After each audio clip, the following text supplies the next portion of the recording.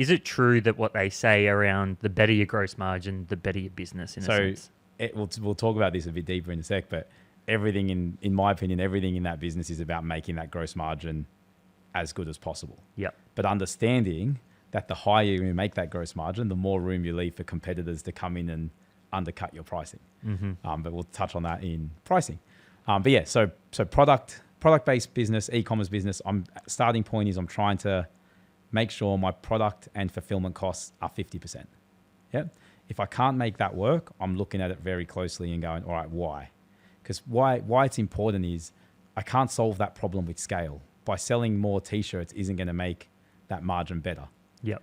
I know that every time I teach, that's the maximum I can make, because that, it might go down slightly on volume, but it's not going to dramatically reduce. It still costs me the same to ship every item. It still costs me the same to make every t-shirt. Yeah. I can go to China, or I can do some stuff, and understanding how I can bring down that cost is important. But you need a business model that works on a 50% margin in product-based business as a benchmark. Yep. Again, there will be differences, but just understand those differences. Then I go, all right, cool. I've made my 50% margin. How much do I have left to spend on other stuff? Most people will say, well, you've got 50% left because you can spend all of it. But I'm in business to make a profit, so I don't want to spend it all. So generally speaking, again, product-based businesses, we're saying you got a 30% budget left. So if I sell something for $1, I've got 30 cents left to spend on rent, marketing, employees, accounting, insurance, whatever those other costs are that make up that business. I've only got 30% left to spend so that I can make a 20% profit. That's your OPEX? That's my OPEX. Operating expenses? Yeah, they're my operating expenses. So the overhead costs that I have to pay, regardless of if I have to sell one shirt or 1,000 shirts, I have to pay those expenses. Obviously, the bigger my business gets, the higher those expenses get. That's why we've got that percentage to work with. But marketing's included in that. So marketing's a big one, because that's the one we go to increase, to grow the top line revenue. So we have to make sure that our marketing efficiency is high so that we can make these numbers work. So really top line, and we'll delve into that a bit deeper, but product-based business, 50% gross margin. So 50% of everything I spend is going to product cost and fulfillment, and then 30% OPEX. So all those overheads. So I'm left with 20%. That's what I'm benchmarking a P&L on. Yeah. And as a company, when you say like benchmarking my P&L, it's really going we're setting targets for all of these, and then that becomes how we operate in all of these different departments. Exactly. So we use it to set the target or to create a model P&L. And obviously early on, we're never going to hit these numbers, but we want to understand why and make decisions around it. Like I've said to you before, like I don't mind that we don't hit budgets or numbers or whatever. I just like that we make decisions based on that. Like we're not accidentally overspending on marketing. We're deliberately overspending on marketing because we've decided that's what we're going to do. So we use it to build out that benchmark, and then we make decisions of where we're going to spend if we are going to. So that's for product. If we go to a service-based business, accounting firm, lawyer, anyone selling time essentially as their product, agency, yep. What I'm generally benchmarking is a 35% cost of labor. So if we get $100 in, $35 is going to staff. That includes the owner's time generally if they're working on client stuff. So 35% of all the money that comes in goes to staff. Then I've got another 30% roughly, same as the other business, to spend on overheads, rent, etc., that it takes to run those businesses. And it leaves me with about 30% profit. Yeah. 35% profit. And so how you were just going back to that basically cost of service, the way, and this is something that you guys taught me as well, is like, having a charge out rate or charge out rate targets on fulfilling the work. The service. Yeah. The service. So, obviously the easy way of doing it, so I got a hairdresser. Hairdresser cost me $50 an hour. For me to make 35%, I need to charge that hairdresser $150 an hour, roughly. Mm-hmm. So you have to make sure that you're charging the customers enough that you can make money within that business. But we'll get into pricing again in a second, but that goes back to the pricing. If, the cost of labor is obviously going up in Australia, which means the price of the haircut should be going up with it. But as you put your haircut price up and the competitor next door doesn't, people start moving, like people can't take in their service next door because you're leaving room for people to come in and undercut you. Yep. So that you've got to get that right mix between pricing, margin, etc., your input costs to make that work. But again, it's important to have a target and have a model that you're working to and doing it deliberately, as opposed to getting a P&L once a year from your accountant and accidentally going, oh, we made money or we lost money We're not sure why, but this is where we landed. So yeah, model P&L, 30%, 35% goes to labor, 30% goes to overheads. You're left with 35% profit. They're the two kind of models that we start with.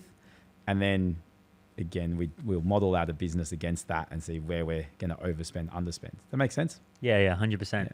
And I mean, the reason I think that's so important is because it can literally make or break your business. Like the amount of businesses that I was involved in my early days in my consulting, where, you know, the first thing they or question they ask themselves about pricing is what's fair. Yeah. Right. It's like, oh, you know, what don't I feel bad about charging? Yeah. Right. If you haven't operated businesses before, and then as you understand unit economics, what you start to think is go, okay, well, what are our labor costs to actually get to you know, deliver that service, to deliver the service, and then more importantly, how do we create demand so that we can increase price, which you obviously talk about soon. The number one conversation, well, there's two major conversations I'll have with business owners when they come on board is, one, they have zero idea of how their own business is performing, let alone how it benchmarks against anything. So getting them to start to think about their business as percentages and having something to benchmark against. And secondly is put up your prices, because 99 times out of 100, they're underpricing their service because they literally do what you said and just go to what's fair, or they look at the guy next door who has also said what's fair and done no thinking about it and copy his pricing. So, and and most people are very scared to touch their pricing. There's this fear in us all, and I've been guilty of it too, as I know you are or have been, of annoying anyone or upsetting anyone by putting up our prices. But it's like you have to have that convo, because the worst thing you can do is go out of business because it's not profitable to run a business at a loss. And most people blindly are. And again, they speak. I met with someone the other day, been with their accountant for 25 years. She's like, oh, I think we made a loss this year. I'm like, well, when you say you think, what do you mean you think? She's like, I've got the financial reports from the accountant. I'm like, okay, show me them. This is 18 months or 9 months after year end, sorry. And they've been making a loss for the last 8 years and they had no idea. Like, business owners don't get into this detail. Yeah. And it's so important to do it as well. And I think, we'll probably touch on it soon as well, but like, there's also like understanding the relationship between your unit economics as well. Like, you kind of talked about it before, but, and even the conversation around putting up your prices, it's relative to what you're trying to achieve, right? It's like, do you want to improve your margin? Great, put up prices. Okay, there is a consequence that comes with that if you understand that consequence or the risk associated and you're willing to make that bet, or that's the direction you want to go in, it then leads to follow-up conversation or decisions to be made. So, all right, we want to put our prices up. One, we have to justify that to the customer. Two, we have to be able to warrant that with brand and trust. And so they're really good conversations. Or you can go the other way and you can say, well, I actually don't want to be seen as premium. We actually want to be seen as someone who can service everybody, and then that's a different conversation, and more a strategic conversation as well. So the point is, it's deliberate. It's a deliberate conversation. It's not by accident.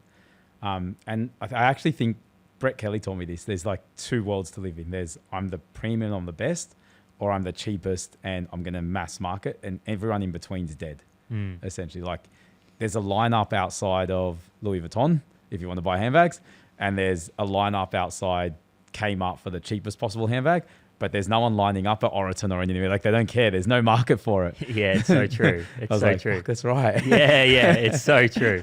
It's so true. And do we want to talk? So can we talk about gross profit further and go into pricing? Yeah. So you said before, gross profit's the most important number. The reason it's the most important number is the more you sell, the more money you're creating, the more dollars you're creating with your gross profit. If you don't have that percentage right, then you can't scale your business. So if I'm only making 10% margin and I sell $1 million, I only make $100,000. If I'm making 50% margin and I sell $1 million, I make $500,000. So getting that percentage right really matters. You touched on, it doesn't matter if it's small or large as long as you're deliberately doing it, and that's 100% true. Jeff Bezos says your margin's my opportunity. Like, his Amazon business model is little margin as possible, as much volume as possible. It's fine. It's just a very different business to most people. But like, go deep. If you're a business owner and you're listening to this, go deep in your gross margin. How much labor cost does it take to deliver your service, or how much is your product costing to produce and fulfill to sell to a customer? Getting into that. Yeah, and can you talk to the idea of gross margin mattering as you get bigger as well? Like it's because I feel like in the early days you can get away with a lot more, but the bigger you get, the more important that gross margin number becomes. Most people go to, I'll solve it later with size. They think that size will fix the gross margin, but it never does. If you've got a fat, unhealthy business in year one, it's likely that if you 10 times the business, you haven't fixed the problem. So what we're saying there is if you're making 50% margin on $1 million or 10% margin on $1 million, you're still going to make 10% margin on $10 million. It's still not, for most business owners, it's not enough dollars to solve the operating expense that it takes to run the business, because you still have to pay the bigger rent bill and the more employees and the bigger marketing that you have at a $10 million business, but you don't have enough margin to invest into it. So don't look at size as a solution to margin, because that's what most people do. It's not. Get your margin right as early as possible so you can scale up with a higher gross margin. Yeah. And then use pricing. So can we swing into pricing? Yeah. Yeah. Yeah. So pricing's the variable in getting the right margin. You can only drop the cost that it takes to make a t-shirt so far. Like, yeah, cool, I got the t-shirt from $11 to $10. I can't get it to $0. That makes sense. Same with employee costs. Like if I'm in a service-based business, I can't pay you less than the minimum wage, nor do I want to. So I can only reduce that cost so much. So the only lever I have is pricing and efficiency, which is how do I either increase the price of my products and justify that pricing to someone, or how do I get my employee to produce more work in less hours, kind of thing. Yeah. So there's not much things to talk about, but we talk about price a lot. And if you can do both of those things at the same time, that's a great business. Massively. For every, for every other dollar that you bring into your business, if your margins are getting better because of those two things, or drop into the bottom line, you've got a great business. So if we talk about pricing, like when someone comes on day one and they go, "Hey, I'm starting a t-shirt business. Like, how much should I sell that t-shirt for?" Like, it's an unlimited answer. And what do you reckon people go to? Like, what are your answers if I said to you, "How are you going to price your t-shirt?" Oh, I mean, if you had asked me 5 years ago, it would have been what's Front Runner selling their t-shirt for? What's YKTR selling their t-shirt for? That's literally what happens. They look at the competitor. They go next door and see what they're selling for, and they make that decision. But you could go online and you can find a $1,200 t-shirt. Like, there's always a price point that exists. You got to go to, all right, what's the brand I want to be? Where do I want to position myself in the market? And go deep into that conversation.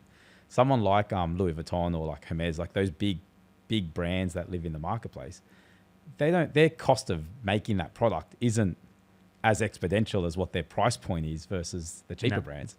But they take all that extra margin and then they spend it on building brand and building customer experience and creating a business that you want to, as a customer, be a part of, and spend $5,000 on a handbag. It's like Ferrari, you get free services, like stuff like that is like, no one would give that away, the services of your car. Yeah. But Ferrari can, because they have their margin. They make the margin.